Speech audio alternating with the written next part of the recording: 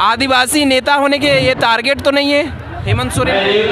क्या पता, शायद हो भी सकती है। बात ऐसी है ना सर कि किसी का छिप जाता है, किसी का छप जाता है। शायद इनका छप गया, लोगों का जो छिपा हुआ है। नमस्कार, आप देख रहे हैं न्यूज हकीकत और आप सभी दर्शकों को फिर से अभिनंदन है, स्वागत है। मैं उम्मीद करता हूं कि आप लोग स्वस्थ होंगे और मस्त होंगे। मैं फिलहाल आदिवासी महारैली एकता में मौजूद हूं और देखिए अभी एक बार तमाम देखिए कि कितने सारे भीड़ है। उन्हीं में से मैं आज कुछ बातें करूँगा। नमस्कार दीदी, कैसे हैं? जोहार, मैं बहुत अच्छी हूँ। यहाँ किस लिए आए दीदी? यहाँ देख रहे हैं आदिवासी एकता महारैली का ये बेहद खास आयोजन किया गया है। तो इसमें सबसे पहले तो आपका परिचय बता दें। मेरा नाम अनुपमा कुजूर हुआ और मैं सिमडेगा की रहने वाली हूँ। आदिवासी एकता महारैली को आप किस तरह से देखती है?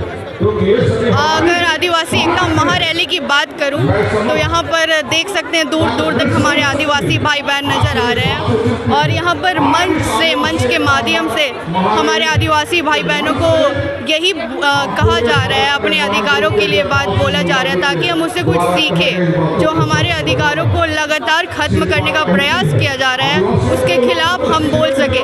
हम आदिवासियों में शायद कहीं ना कहीं ये भी कमी है कि हम जल्दी से बोल नहीं पाते। हमारे सामने गलत होता है लेकिन हम पीछे हट जाते हैं। तो ऐसे आयोजन के माध्यम से, ऐसे आयोजन में जितने भी लोग आए, लोगों को लगातार जागरूक करने का प्रयास किया जा रहा है। और मैं यही कहना चाहूँगी कि ये जागरूकता अभियान एक वक्त के बाद खत्म होना चाहिए। जागरूकता अभियान या फिर ये वोट को लेकर किया जा रहा है?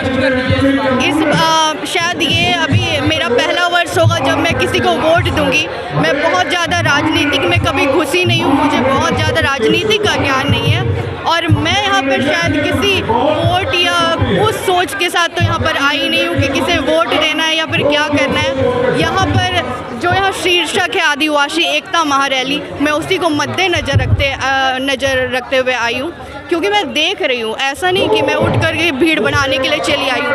लगातार मैं अपने आसपास अपनी आंखों से देख रही हूँ और दुख होता है, इसलिए मैं यहाँ पर आई हूँ। तो मेरे लिए मैं नहीं सोचती हूँ कि ये कोई वोट का माध्यम है। ये बेशक आदिवासियों के अधिकार की बात करने के लिए आयोजन है, हमारे अधिकारों के लिए ये आयोजन है। दीदी एक बात बताइए, डिलिस्टिंग को लेकर आप क्या कहेंगे? डिलिस्टिंग होना चाहिए या नहीं? ये सबसे बड़ी मुद्दा है और आज का ये कार्यक्रम उसी का विरोध में किया। जी, आप ये सवाल मुझसे किया तो एक सवाल मैं भी करना चाहती हूँ कि डिलिस्टिंग ये कौन चाहता है डिलिस्टिंग और किसका डिलिस्टिंग हो? ये मेरा सवाल है आपसे, कौन किसका डिलिस्टिंग चाहता है? अगर मैं अपनी बात कहूँ तो शायद मैं इस चीज़ में मैं सहमति नहीं जताती हूँ।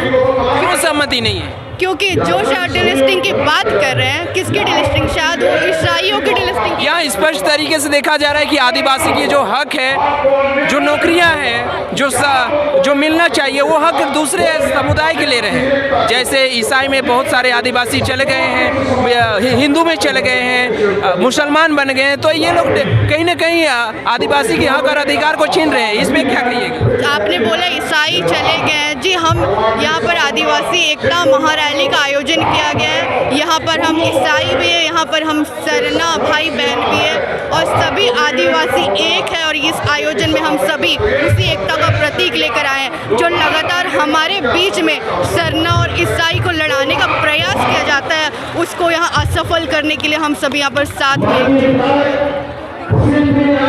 और यहाँ देख रहे हैं, यहाँ आदिवासी की पूरे तस्वीर लगा हुआ है, क्या कहिएगा इस पर? जी, हमारे मंच के समीप हमारे आदिवासी पूर्वजों का प्रतिमा जो लगा हुआ है, इन्होंने लगातार अपने प्रयास से हमारे अधिकारों को बचा कर रखा है, हमारे हक के लिए लड़ाई लड़ी है।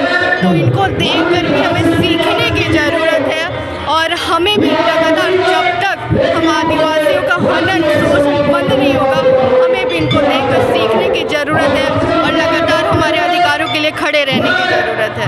यदि हेमंत सोरेन को ईडी ने कस्टडी में लिया, इस पे आप क्या विचार है? मैं इस बात पर यही कहूँगी, कहीं आदिवासी नेता होने का टारगेट तो नहीं है? नहीं सुनाई पड़ा। आदिवासी नेता होने के ये टारगेट तो नहीं है हेमंत सोरेन?